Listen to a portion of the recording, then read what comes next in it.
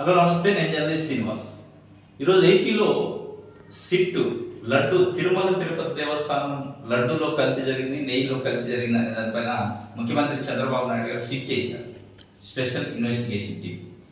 ఆ special investigation team ఈరోజు రంగంలోకి దిగింది అని చెప్పి అన్ని పత్రికలు హెడ్డింగ్ పెట్టి, మరి స్పెషల్ ఇన్వెస్టిగేషన్ టీం రంగంలో దిగేదే ఉంది, అందులో తేల్చేదేముందో తెలియదు. కానీ ముఖ్యమంత్రి గారు మొట్టమొదట దానిపైన ఎఫ్ఐఆర్ చేయించలేదు. ఎఫ్ఐఆర్ చేయించకుండా సిట్ చేశారు, దాని తర్వాత ఎఫ్ఐఆర్ అయింది. ఇప్పుడు విచిత్రం ఏంటంటే ముఖ్యమంత్రి గారి నోటి నుంచి ఏ మాటలు వచ్చినాయి ఆ మాటలు తగ్గట్టుగా రిపోర్ట్ ఇస్తుంది సిట్ అనేది పెద్ద ఎత్తున చర్చ జరుగుతుంది.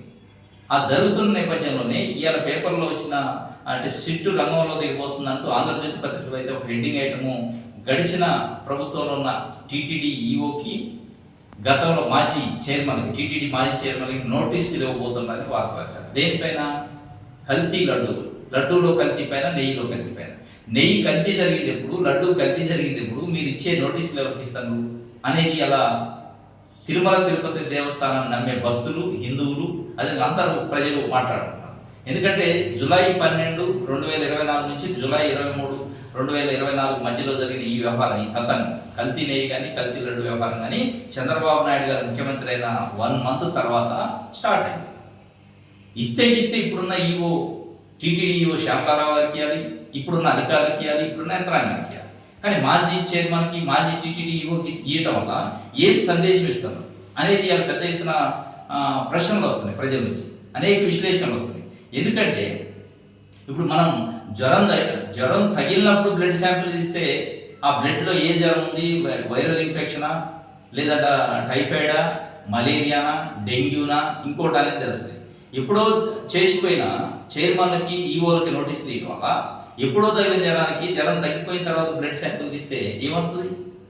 ఇప్పుడున్న డిసీజ్కి, ఇప్పుడున్న నెయ్యి కల్తీకి, ఇప్పుడున్న ఆఫీసర్కి వాస్తవం అది మర్చిపోయారు, అసలు ఆ లాజికే మర్చిపోయారు. దీని ఇంటెన్షన్, ఈ సిట్ ఇంటెన్షన్ ప్రత్యేకంగా ఏది ఏమైనప్పటికీ గత ప్రభుత్వంలో పనిచేసిన అధికారిని, గత ప్రభుత్వం ఆధ్వర్యంలో ఉన్నప్పుడు టీటీడీ చైర్మన్ ఇరికించాలనే ప్రయత్నం నిజంగా జరుగుతుందా? లేదు నిజంగానే కల్తీ జరిగిందంటే కల్తీ జరగలేదేమో, ఇది రాజకీయం కోసం చేస్తారని అనుమానం వస్తారు. ఎందుకంటే గడిచిన ప్రభుత్వంలోని ఈఓకి, అప్పుడున్న చైర్మన్లకి నోటీసులు ఇవ్వడం అంటే దాని అర్థం స్పష్టంగా అర్థమైంది. కాబట్టి ఇప్పటికైనా ప్రభుత్వం సీట్ ఆలోచించుకోవాలి, ఇప్పుడున్న యంత్రాంగాన్ని ఇన్వెస్టిగేషన్ చేస్తే తప్ప నిజాలు జరిగింది. ఇప్పుడు నెయ్యి కానీ లడ్డు కానీ కల్తీ జరిగింది జూలై 2024. ఆ రోజు ఎవరున్నారో ఆఫీసర్లు వాళ్ళని పట్టుకోవాలి తప్ప పాత ఆఫీసర్లు పట్టుకోవడం వల్ల ఏం ప్రయోజనం లేదు. దీని వెనక కల్తీ కంటే కూడా రాజకీయ కల్తీ, ప్రచార కల్తీ ఉందా అనేది పెద్ద ఎత్తున విమర్శలు వస్తున్నాయి, విశ్లేషణ జరుగుతున్నాయి. కాబట్టి సిట్టు ఏం చేయబోతుంది, ఎవరిని ఎక్కించబోతుంది అనేది మనకు స్పష్టంగా అర్థమవుతుంది అనేది అలా చాలా విశ్లేషణ బయటకు వస్తుంది. ఏం జరుగుతుందో భవిష్యత్తులో చూడాలి. Thank you.